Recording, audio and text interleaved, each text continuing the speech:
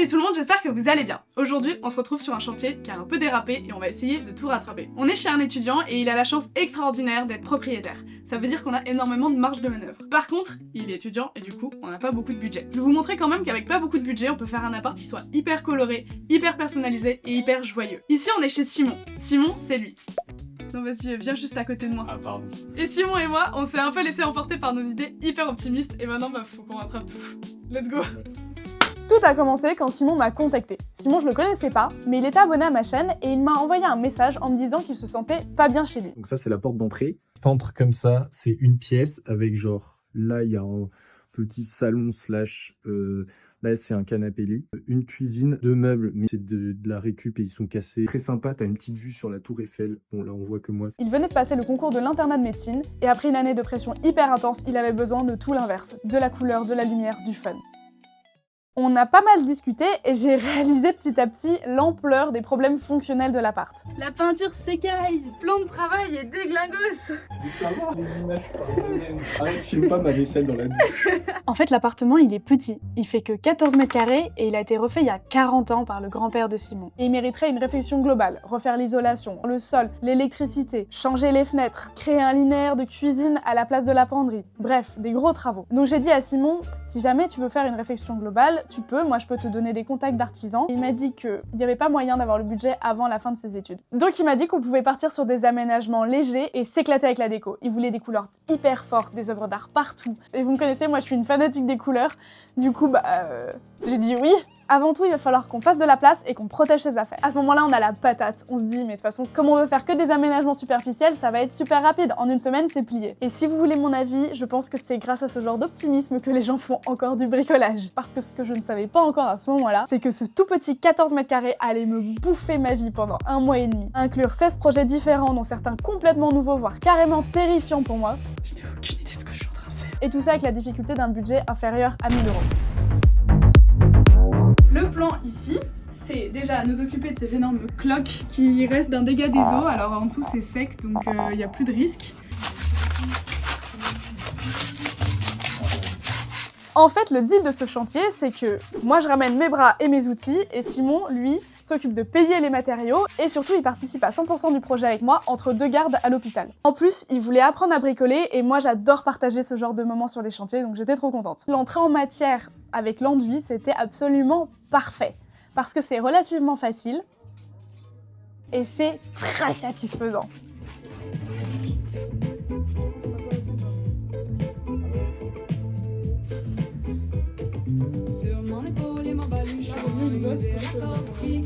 Regardez, non mais regardez-moi comment c'est lisse et tout, j'adore, on dirait du glaçage de gâteau. Bon, faudra poncer après, mais faut pas y penser pour le moment. Profitez de cette étape, c'est si doux, c'est si lisse, c'est si beau.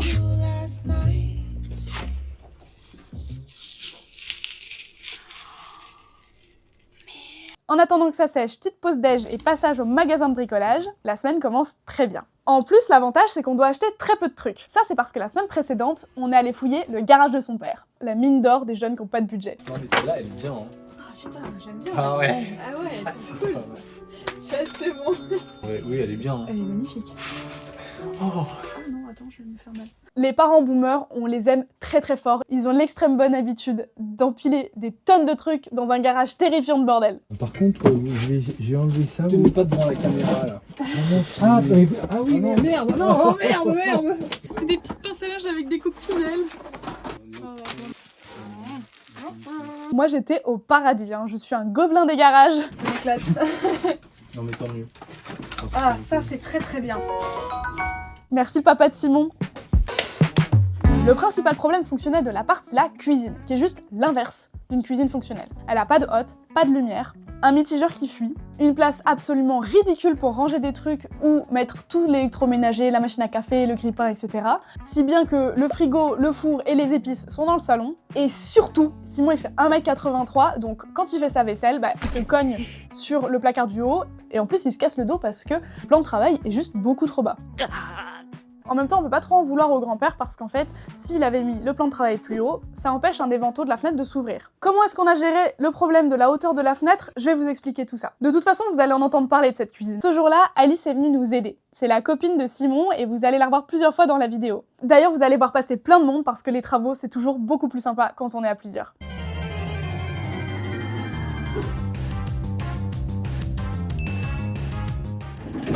Ouais! Et bah voilà. Bon, allez, moi je continue sur ce désastre là-haut. Il y a Raphaël qui nous a rejoint pour nous aider. Ça va? Salut, ça va? Oui, ça va très bien. On sort là-dessous. C'est galère. En gros, faut enlever un joint mastic qui relie l'évier au plan de travail. Raphaël, je l'ai aidé à emménager son 7 mètres carrés dans une précédente vidéo. Tap tap tap tap tap tap tap tap tap tap tap tap tap tap tap tap. Et il était hyper chaud pour venir donner un coup de main. Ok, c'est bon, je crois que ça commence à se dévisser. Gros plan. Travelling.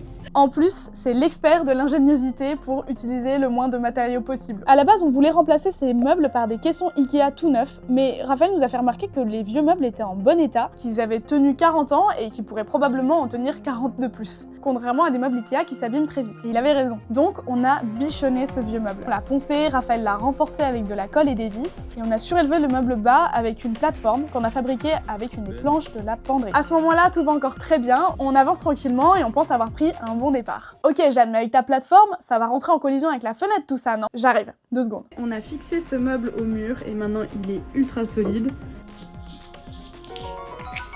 On va faire le plan de travail, donc on va tout découper, on va faire le patron. Pour faire le patron, je me suis acheté un petit report d'angle. Je suis trop heureuse. Avec vos dons sur la cagnotte, merci encore infiniment. J'ai pu m'équiper en tellement de trucs. J'ai racheté des masques propres pour pouvoir faire la découpe de bois et tout, et pas polluer les poumons des gens que j'aide. Des petits outils comme ça qui me rendent la vie tellement plus simple. Franchement, merci, ça me change la vie. Pour le plan de travail, on a trouvé cette table gratos sur Le Bon Coin. Déjà incroyable parce qu'une table comme ça, gratuite, c'est très très rare. En plus, elle a une super épaisseur. Un peu de style plan de travail Leroy Merlin, donc franchement on est trop content parce que les plans de travail ça coûte super cher. Regardez qui est venue nous aider aujourd'hui, est-ce que vous vous souvenez d'elle? Hein? Les anciens s'en souviennent, j'avais refait son appartement de 10 mètres carrés.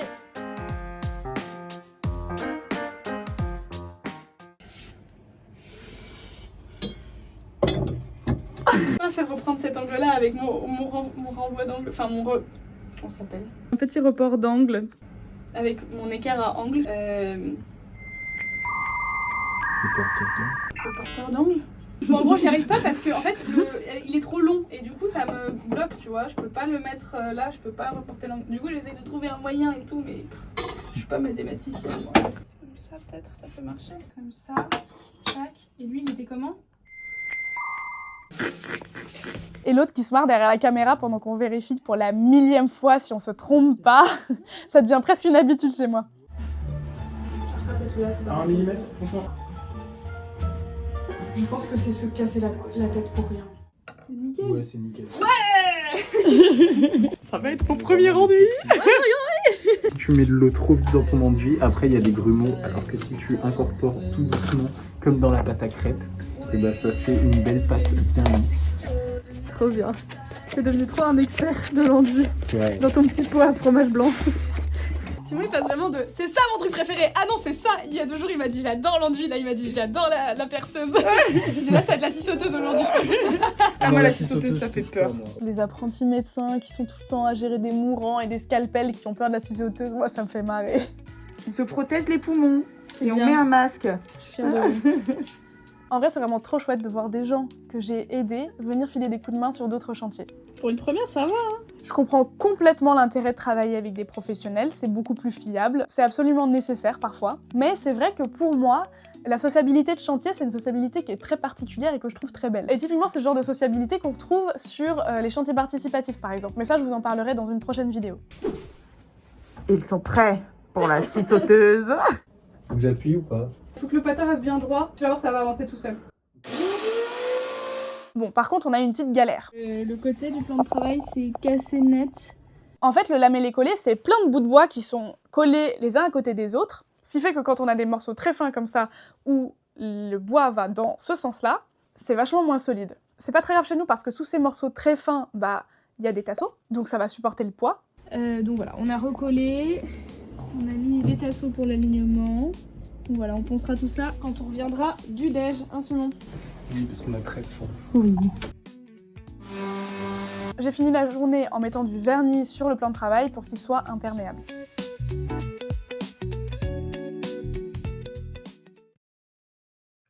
Bon, je réalise après le montage que je n'ai pas parlé de la situation de Simon et il va forcément y avoir des questions dans les commentaires. Si vous avez bien suivi, le studio avant il appartenait au grand-père de Simon. Coucou! C'est Simon et son jumeau qui en ont hérité. Aujourd'hui, le jumeau, il a pas besoin de l'appartement, donc il n'y a pas de galère. Mais par contre, c'est vrai qu'ils ont tous les deux l'immense chance d'être propriétaires à Paris avant même de gagner leur vie. Vous allez me demander pourquoi est-ce que j'aide des propriétaires? Est-ce qu'il n'y a pas des personnes qui ont plus besoin de mon aide? Et de fait, je vais souvent filer des coups de main à des locataires. Par contre, certains d'entre vous qui m'écrivez sont dans des situations de mal logement qui sont au-delà de ce que moi je sais faire et de ce que je peux faire. Déjà, je suis toute seule et ensuite, le fait de sortir des personnes des situations de mal logement, c'est un travail qui demande des compétences et qu'il faut faire de manière collective, soit via l'État, des associations, des collectifs, mais en tout cas pas via des shows télé ou YouTube comme certaines émissions télé qu'on a pu voir et qui sont vite tombées dans l'exploitation de la misère sociale. D'ailleurs, il y a les municipales qui arrivent les 15 et 22 mars et je vous encourage vraiment à considérer les listes qui ont des programmes sur le contrôle des loyers et la construction de logements sociaux parce que ça peut faire une grosse différence. De mon côté, cette chaîne YouTube, c'est une des rares choses qui m'a rendue vraiment heureuse ces dernières années. Je compte bien continuer à retaper des apparts qui m'inspirent et qui j'espère vous inspirent aussi. Tu vas? Oh là là. Oh, c'est beau. Oh, c'est beau. Bon, et la fenêtre, Jeanne? Eh ben, on a juste condamné un des vantaux. En vrai, c'était un compromis parce que oui, il aurait fallu changer la fenêtre, etc. Mais ça coûte souvent plus de 2000 € à Paris. Donc Simon, il a priorisé le confort quotidien pour pouvoir faire sa vaisselle et sa cuisine sans avoir mal au dos. Sauf que quand même, c'est pas très beau un plan de travail qui s'arrête juste devant la fenêtre, donc on a quand même créé une sorte de petits biseaux qui permettent d'entrouvrir la fenêtre, mais surtout qui donnent une illusion qu'en fait la transition est fluide et logique. On a même fait un arrondi à la fleureuse pour que ça passe bien. En parallèle, j'ai bossé sur l'électricité. Surtout, notre plus grosse idée, c'est de réutiliser ce placard, non pas pour faire une penderie, mais pour étendre la cuisine et mettre tout le petit électroménager. En fait, je voulais faire les choses bien pour éviter que tous les appareils électroménagers de Simon ne soient sur une vieille multiprise, parce que ça, c'est le risque ultime des départs de feu dans une cuisine. J'ai avancé sur l'électricité ici. J'ai pas voulu trop vous montrer parce que je suis pas électricienne et que je veux pas vous donner des mauvais conseils. Mais voilà, je pense que c'est bon, que si j'ai pas fait de bêtises. Et si ça peut vous rassurer, on a fini par faire venir un électricien qui a vérifié tous mes branchements, quand même 150 € pour éviter un départ d'incendie, c'est pas très cher payé. Mais je vais pas vous mentir, même si sur cette vidéo je souris et tout, la journée que j'ai passée toute seule à faire l'électricité a été horrible. En fait, je galérais de ouf à creuser mes saillies dans le mur. En fait, j'arrêtais pas de percer le mur jusqu'à l'autre côté parce qu'il était super fin. Mes plots, ils tenaient pas, mes fils étaient trop courts. Enfin bref, moi l'électricité c'est quelque chose que je maîtrise pas vraiment et en fait j'ai passé une partie de la journée à pleurer et à croire que j'y arriverais jamais. En plus on arrivait à la fin de la semaine qu'on s'était prévu, il nous restait encore de l'enduit à faire la dernière journée. Bon certes on était hyper concentrés, regardez Simon comme il est concentré, c'est juste trop beau quoi. Mais bon, on avait le cerveau complètement free, on a même installé la poubelle bien en amont de tout ce qu'on aurait dû faire. Et j'ai terminé la semaine complètement dépitée en fait, parce que comme on avait remonté l'évier, les anciennes canalisations, elles étaient plus assez longues. Puis le mitigeur qu'on avait trouvé dans le garage du papa de Simon, il ne rentrait pas dans le trou de l'évier. Donc en fait, je suis partie du chantier en laissant Simon sans évier, dans un bordel sans nom, une cuisine encore moins fonctionnelle qu'avant. Je me sentais complètement dépassée et je me sentais super nulle parce qu'en plus on avait décidé d'arrêter le chantier pendant 2 semaines pour les fêtes de fin d'année.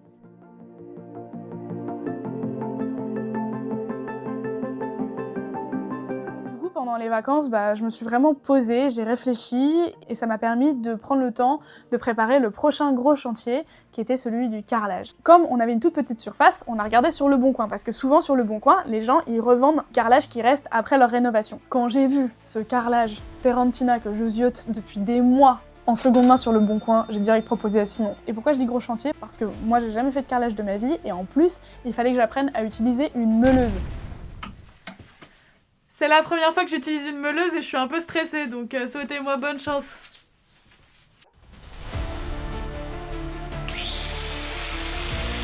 En fait, la meuleuse, c'est l'outil de bricolage qui est la première cause d'accident grave chez les bricoleurs en France. J'ai littéralement passé une journée entière à regarder des tutos avant de me lancer. Et je sais pas comment j'ai fait, mais j'ai quand même loupé l'info, comme quoi il fallait des gants en cuir, alors on va dire que j'avais des gants en cuir. C'est pas facile. C'est une grosse machine un peu puissante. Une fois que j'avais la machine bien en main, on a travaillé à la chaîne. Simon il faisait les mesures et moi je découpais. Et franchement, je galérais de ouf. Pas parfaite, hein, on va pas se mentir. Pourtant, je faisais tout ce que j'avais vu dans les tutos. Hein. Je faisais une première entaille sur le dessus, juste toute légère, pour pas trop forcer sur le carrelage. Je faisais le début et la fin, parce que c'est les endroits les plus fragiles et qui se cassent le plus facilement. Et puis ensuite, je faisais plusieurs passes pour bien prendre le temps de faire ma découpe.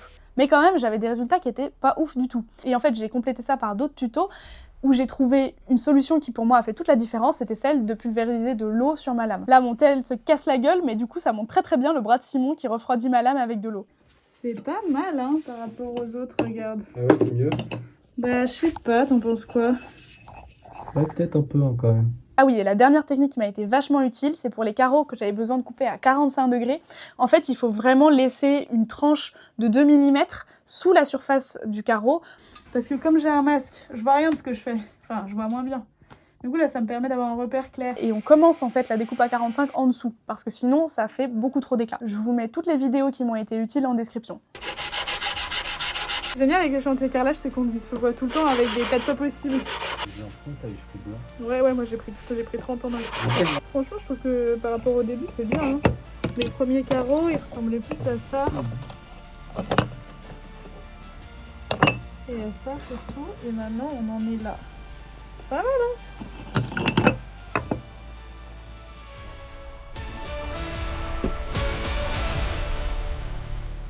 Comme on a deux types de carreaux différents, on avait fait des maquettes en amont, ce qui nous a permis d'avancer assez vite pour la pose. J'avais même fait des plans à l'échelle pour vérifier les dimensions exactes dont on avait besoin pour chacun des carreaux. Un petit coup de primaire d'accroche. Oui, comme d'hab, on fait tout dans un pot à fromage blanc. De la vase. J'adore la vase. T'aimes pas la vase, toi?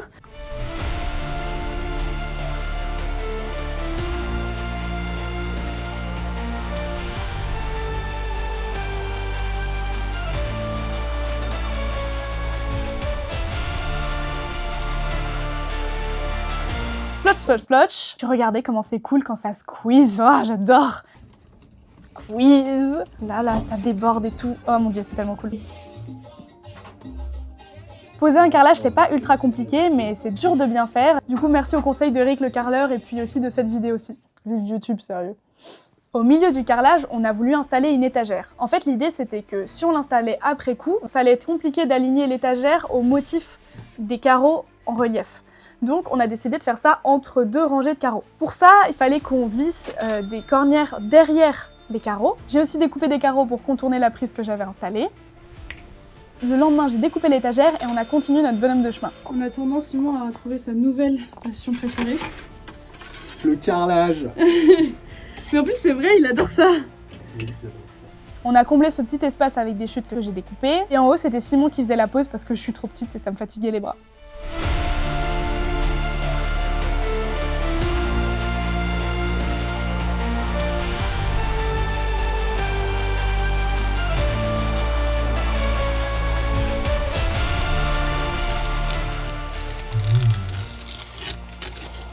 Très satisfaisant. Ah, moins satisfaisant qu'il en reste une Oui, tu veux déchirer. Ah, c'est bon. Comme ça. Délicatement. Voilà. En attendant que ça sèche, on est passé à la plomberie. Vous vous souvenez le fait que j'avais abandonné Simon avec un évier qui marchait pas? Il était temps de s'en occuper. On avait récupéré dans le garage de son père un outil exprès pour couper le PVC. Ah, c'est trop stylé, j'adore. Et ça casse les PVC. C'était pas forcément l'effet escompté là. Ouais, ça cassait les tubes. Donc on s'est rabattu sur ma vieille scie à métaux. Voilà! Ça c'est propre! Mais j'ai mis de la colle, splouk, splouk, splouk. On a trouvé un mitigeur chez le père de Simon, mais ce mitigeur ne rentre pas dans le trou actuel de l'évier. Je contacte un mec sur le Bon Coin qui vend des cycloches, il me dit que ça marche pour les éviers en inox et tout. On essaye et on n'arrive même pas à entamer le métal. Donc bon, gros somme. Et du coup, ce matin, je suis allée à Leroy Merlin et ils m'ont dit que c'était normal, qu'une cycloche n'arriverait pas à entamer l'inox et qu'il faut utiliser un emporte-pièce. Donc c'est ce qu'on va faire maintenant. Tchac.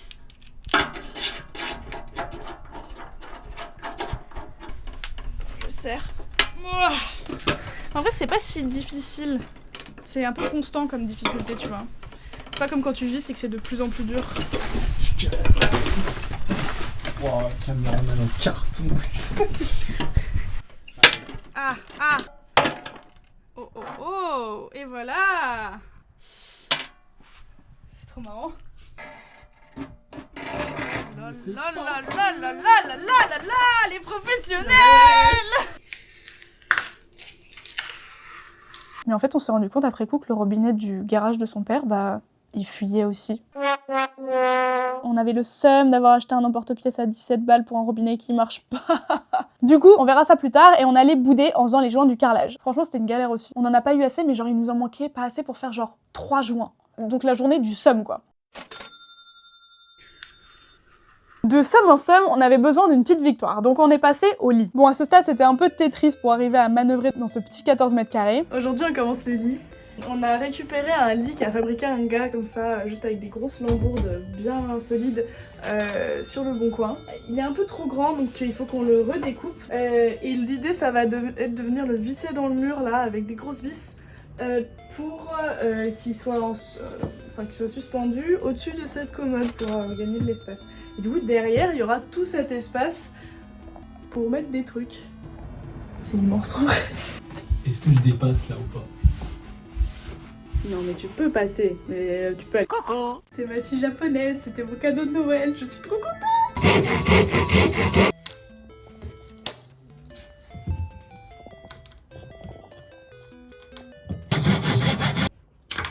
Voilà.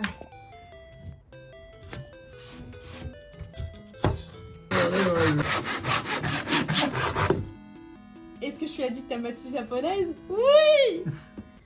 C'est propre hein, comme coupe, franchement. C'est parfait. Oh. C'est vrai qu'elle est bien celle-ci. Ah, même lui, il est d'accord pour dire que c'est bien. Ici, on coupe une tranchée, vous allez voir pourquoi. Oh là là, mon Dieu, j'adore ce bruit.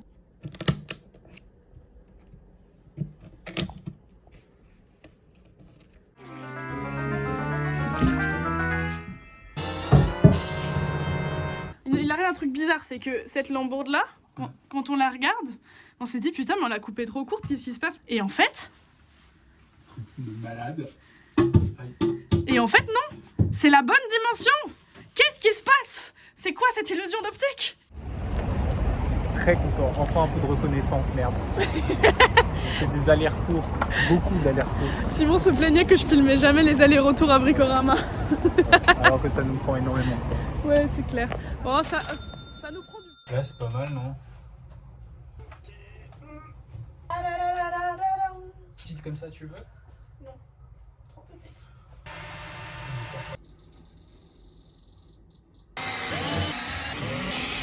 On a tout fixé avec des grosses vis à bois dans des chevilles crampons, sur les conseils de 2 copains ingénieurs qui ont eu la gentillesse de passer beaucoup trop de temps et de dépenser beaucoup trop de matière grise sur ce projet. Les anciens s'en souviennent. Le matériau dans le système de caractérisation.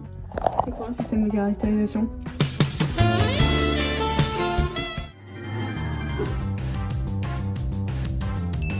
On a galéré à remettre le lit au bon endroit parce que comme on voyait plus les chevilles, on n'arrivait pas à mettre les trous en face. Du coup, on a dû s'y prendre à plusieurs fois avant de tomber pile poil dans les chevilles.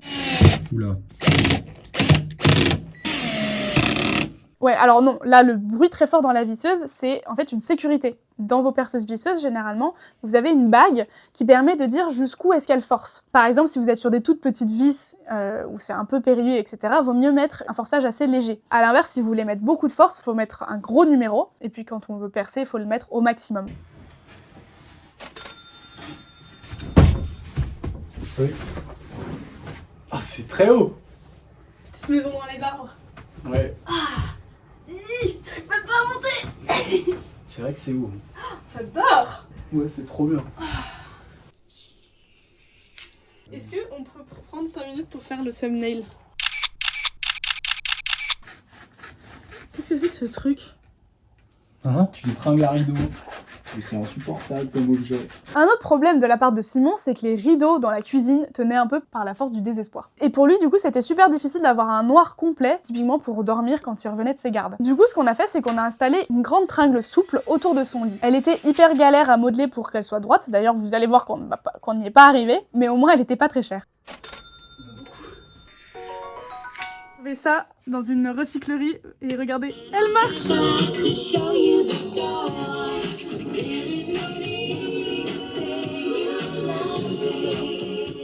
On était enfin prêts pour mettre de la couleur dans cet appart, la raison d'être de ce projet, le truc qui fait que j'étais trop motivée pour qu'on avance. D'ailleurs, petite parenthèse, si t'habites à Paris, que tu veux transformer ton appart et surtout que tu veux t'investir dans le projet avec moi, tu peux me contacter via le formulaire dans la description. Je peux pas répondre à tout le monde, mais je vous promets que je lis tout et du coup, bah peut-être qu'on sera ensemble sur le prochain chantier. Peut-être faire des collés à venir. Ta carrière de quoi. Aujourd'hui, il y a Héloïse qui est venue nous aider. Mais après, le but c'est pas que d'être filmé, hein, c'est aussi d'aider. Oui, je sais. En fait, je pense que. C'est pas très grave. C'est pour ça que ça colle pas parce que j'aime. Le visage de la concentration. Juliette, c'est aussi une pote de Simon, elle est venue nous aider pour la sous-couche.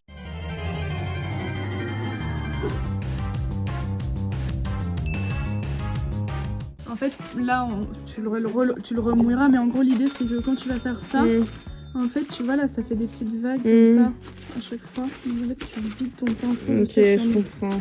Plus. Et donc, Juliette, toi, tu vas aller là-bas. Et nous, avec Simon, on va s'occuper de la kitchenette, ce qui est quand même notre principal boulot depuis le début de ce chantier. Nous, on sort pas de la cuisine. Je vous parlais tout à l'heure de la sociabilité des coups de main sur les chantiers. Bah là, il faut vous dire que vous aviez une brochette d'étudiants en médecine qui venaient de terminer leur concours d'internat.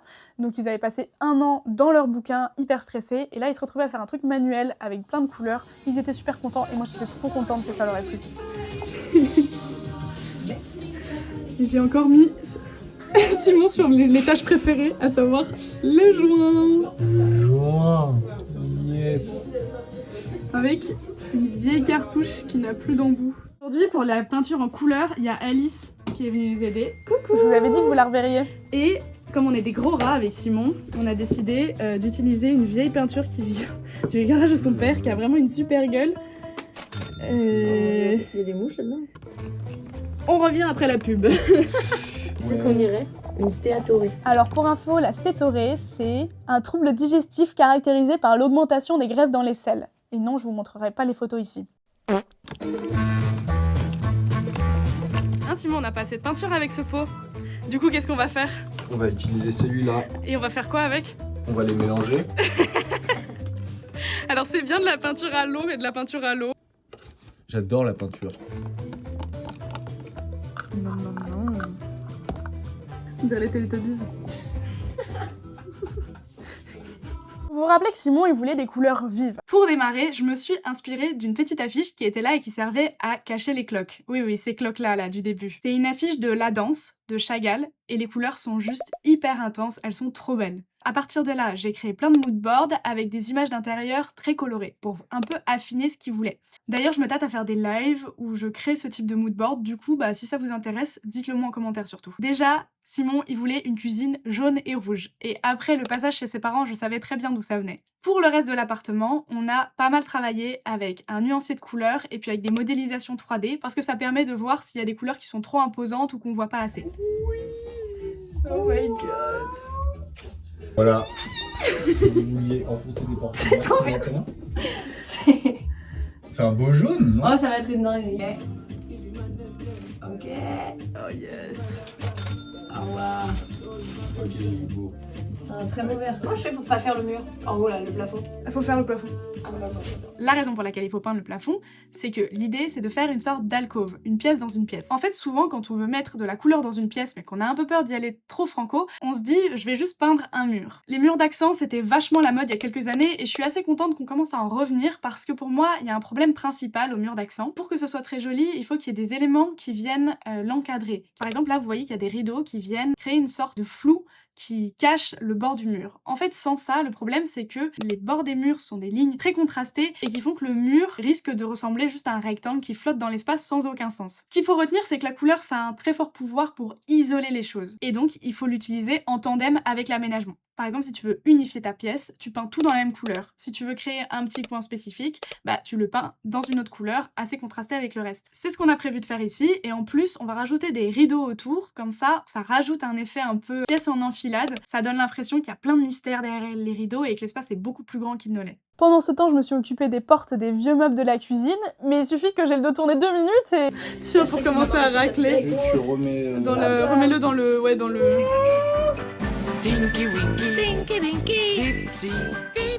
Mais écoute, c'était sûr que ça Eh, c'est une galère. Hein. Avec ton tout petit pinceau, là. Là. Fais les contours. Bon, on s'est bien amusé, et maintenant, faut qu'on retourne à la cuisine. T'as de la chantilly. Ouais. Pas mal là. C'est mieux que le fromage dans les pizzas. Sublime. Yeah. Oh là là, mais t'as masterisé le geste là. Supplément salle de sport en vrai. C'est clair. Non mais c'est ça, moi en ce moment je suis en mode ouais, je vais pas à la salle de sport. Tu m'étonnes. Tout mon poids là. On a enfin trouvé un mitigeur qui marche en seconde main sur le bon coin. Simon, vraiment. il ose pas regarder ce qu'on est en train de faire parce que ça fait 1 mois qu'il a pas dévié et il ose pas, il réalise pas, il préfère passer en avancer trop vite. Bon allez, je vais faire la plomberie en dessous. Vous y êtes là. Ah putain, on n'en peut plus de cet évier. J'ai l'impression d'avoir accouché. C'est clair, c'est notre bébé ce truc. En vrai, j'ai pas trop aimé mettre cet acrylique, il boulochait un peu. Déjà qu'en général, j'aime pas mettre de l'acrylique. Je déteste le mastic. En fin de journée, le verre était terrifiant. On était à un niveau Shrek, j'étais en train de me dire que j'avais fait une énorme connerie. Du coup, le lendemain...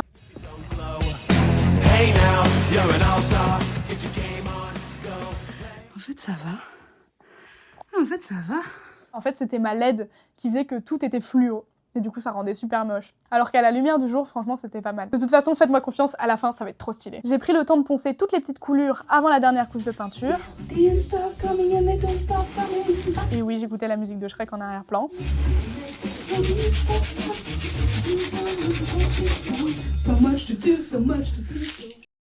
Et il était enfin temps d'aménager la penderie. Le frigo, le four, on branche tout sur les prises que j'ai installées. Tout ça pour décider de la hauteur des crémaillères. On découpe les planches telle une personne suspecte que je suis. Des malfaiteurs chevronnés, gantés, casqués et cagoulés. Non, c'est juste qu'à force, mes cheveux ils prennent cher sur les chantiers, donc je les protège quand j'y pense. On installe tout ça. Je suis toute seule ce matin-là parce qu'à ce moment-là, le planning des gardes de Simon s'était un peu intensifié et il fallait qu'on avance. On a cherché pendant des plombes une mini penderie qui puisse aller à côté de la commode et qui rentre bien sous le lit. Mais finalement, on a dû se rabattre sur un caisson Alex Ikea qui avait les dimensions parfaites et qui en plus avait l'avantage de venir avec des petites roulettes, ce qui est très pratique pour accéder sous le lit. J'ai ajouté une barre à l'intérieur, enfin...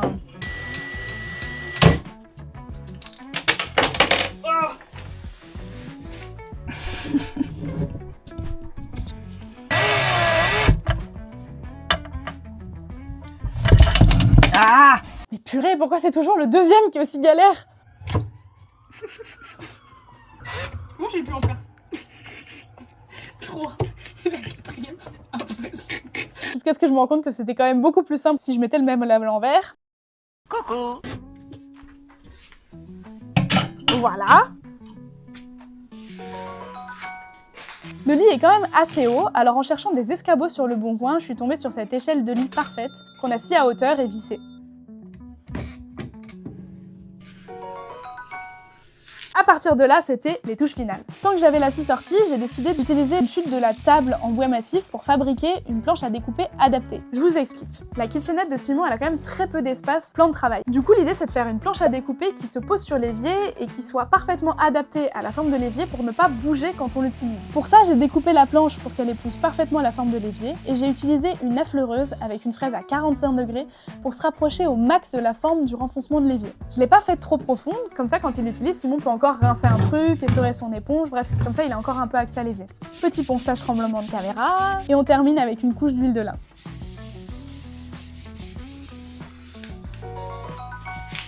Une petite lampe au-dessus de la kitchenette. Et oui, je suis toujours bloquée sur la musique de Shrek.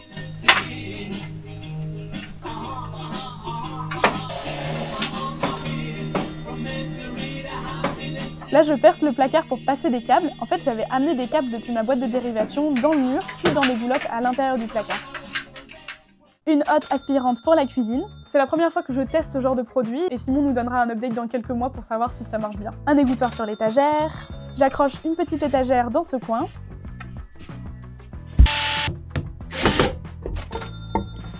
Et je sais pas qui a inventé ces équerres, mais c'est toujours impossible de visser ces vis! On colle les posters de Simon sur des cadres chinés avec de la colle à papier peint, en faisant bien attention aux bulles. Là, j'utilise une chute de papier peint à peindre qui traîne dans ma cave depuis 5 ans pour découper un passe-partout pour cette affiche. Un passe-partout, apparemment, c'est le cadre en papier qui entoure ce qu'on affiche dans un cadre.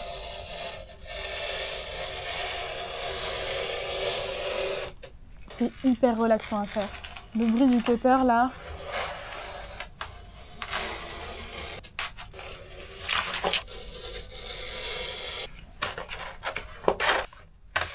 Ah, franchement, c'était un trop bon moment.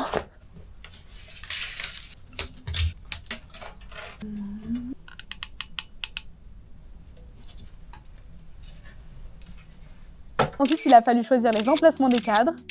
Toutes les affiches, c'est des affiches qu'il a récupérées chez ses parents ou achetées pendant des voyages et elles lui tiennent vraiment à cœur. On a privilégié les affiches avec des teintes froides, vertes et bleues en gros, pour la zone lit, pour contraster un peu avec la zone salon qui a des couleurs très chaudes. On a aussi accroché des petits tableaux peints par sa tante, je trouve qu'elle a beaucoup de talent, c'est hyper joli.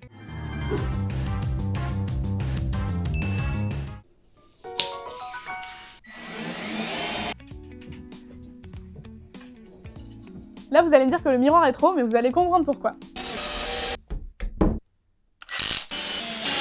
En fait, en dessous, j'installe des patères.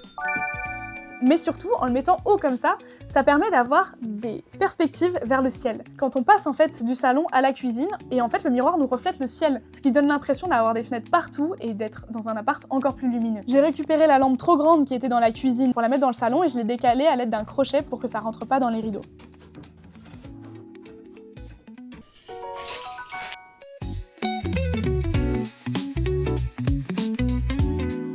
On ajoute une petite plante.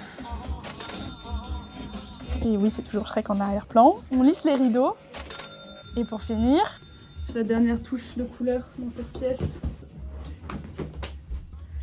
Tu vois, un truc un peu comme ça peut être pas mal. C'est bon? On a fini! On a fini! Voilà, c'est enfin le moment du résultat final. Pour rappel, si jamais vous voulez vous lancer dans un projet comme ça avec moi, les infos sont dans la description. Et si vous voulez soutenir ma chaîne, vous avez le choix. Vous pouvez liker, commenter, booster la vidéo. Et puis sinon, il y a ma cagnotte en ligne. Pareil, le lien est dans la description. Mais avant de vous montrer le résultat final, petit point budget. On a utilisé énormément de récup, beaucoup de seconde main. Sans ça, de toute façon, on aurait probablement doublé le budget. En plus, ça évite de remplir des décharges et ça aide le père de Simon à vider son garage. On s'était dit qu'on resterait sous la barre des 1000 € et... c'est réussi!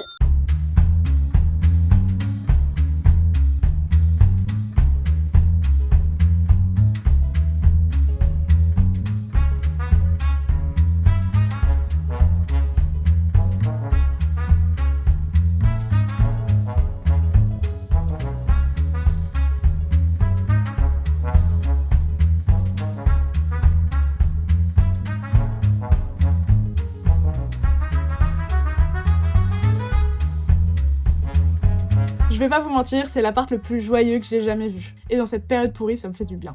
En plus, j'ai la satisfaction d'être arrivée dans un moment que j'ai senti très important pour Simon. Il se pose plein de questions sur ses aspects médecine, sur ses relations, sur comment laisser de la place dans sa vie à ce qui compte vraiment pour lui.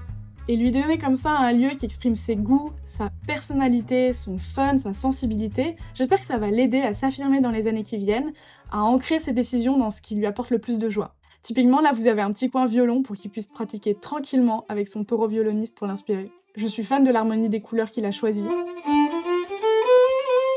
On retrouve le vert du lit sur la plante, le rouge du tapis et le jaune de l'étagère dans la cuisine. En plus, l'alcôve fait comme une sorte de mini-musée avec ses œuvres préférées, c'est vraiment trop cool. Il peut faire le noir complet quand il a besoin de dormir en journée. Et on a fait tout ça tout en créant plein d'espaces de stockage. Et du coup, ensuite, tu peux passer en dessous.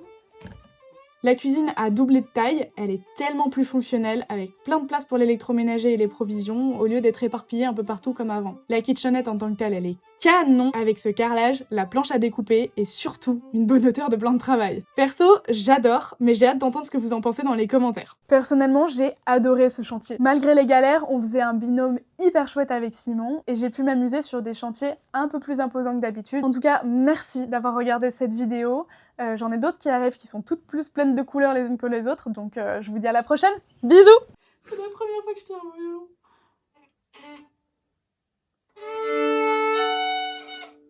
Il faut pas que t'appuies. C'est horrible.